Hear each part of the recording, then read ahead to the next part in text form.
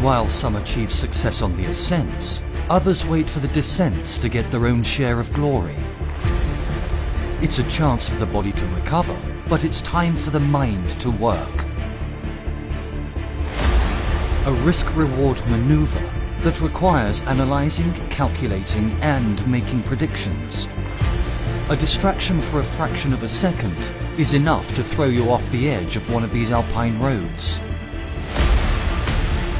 In this video, we will be taking a look at some of the most skilled descenders in professional cycling and explore some of the techniques they're using.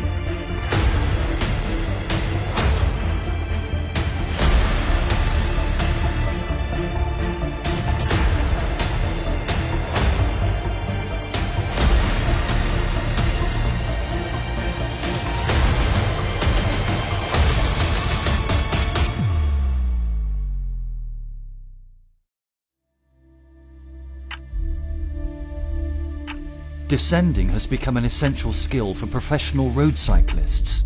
Races can either be won or lost on the descents.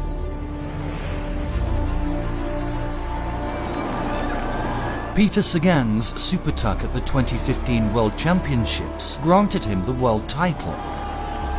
Just look at the gap between him and the chasers right before the descent, and compare that to when he hit the bottom.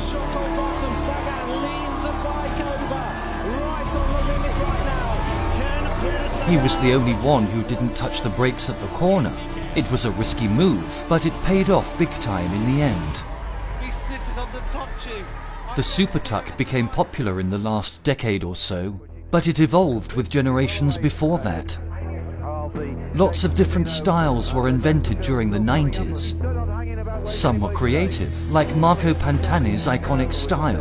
Pantani here, right over the back of the saddle. That's a bit late there now. Notice how he's putting his weight on the back wheel while his stomach is on the saddle. This allows for better overall stability. Descents are meant to be attacked, and no one did it better than Paolo Savoldelli, nicknamed the Falcon for the way he descends. He won the 2005 Tour of Italy thanks to his next-level downhill skills.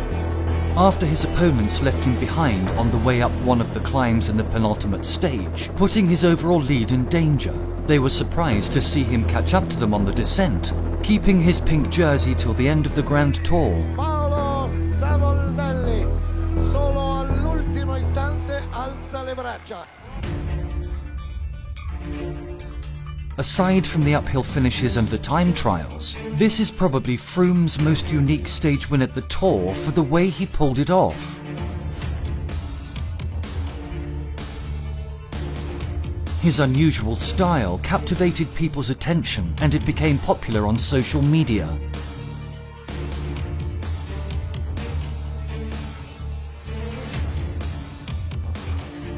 But you would be surprised to learn that he could have gone much quicker had he used other styles, and his pedalling didn't make much of a difference either, except that it kept his heart rate high. That 13-second gap by which he won the stage would have risen to more than a minute had he used the top tube style of Peter Sagan. A group of Belgian professors came to this conclusion in 2017. They compared different positions using wind tunnels and virtual simulations. They found out that Chris Froome's position is 9% faster than a normal riding position, but it falls behind the widely used back-down position, which is 12% faster. Pantani proved to be even faster, a 14% advantage, while Sagan's Supertuck tops them all, giving him a 17% advantage over a regular position. Peter Sagan now here for Canada. You missed our interview with him a little while ago. He was saying that a lot of riders are really just watching him, and you can see that he's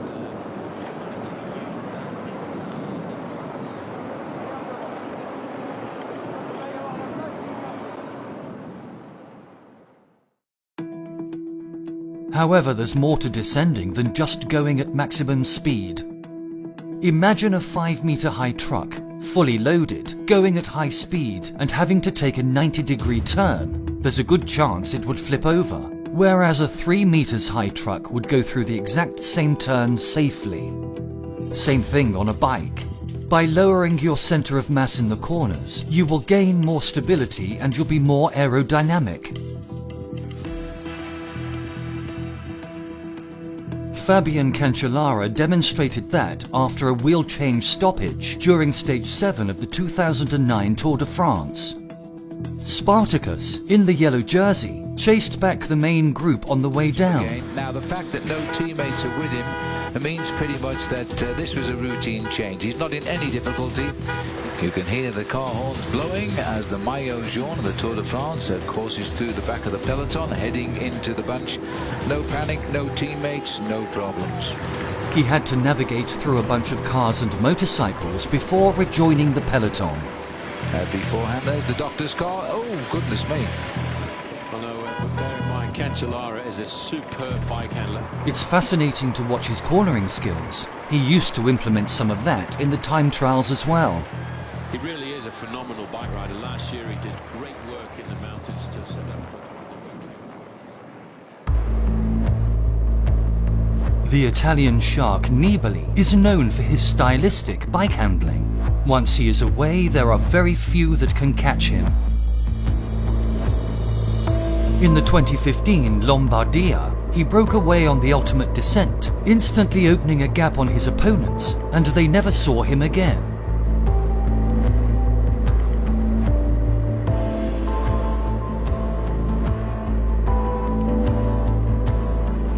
When approaching a hairpin type of corner, he reverts back to his initial position as it allows for more bike control.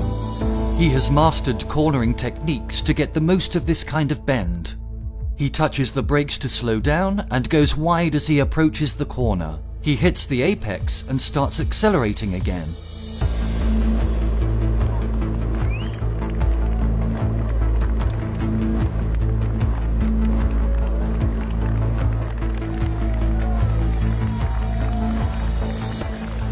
He's assessing the road ahead to be able to judge how fast he should navigate the next corner.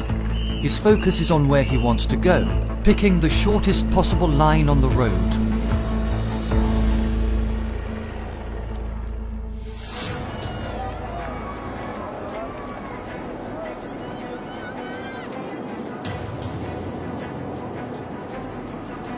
Now we've come to the part that you are probably here for. This group of riders were going at exactly the same speed on this downhill section, until one guy decides to switch to the Superman position and starts overtaking them.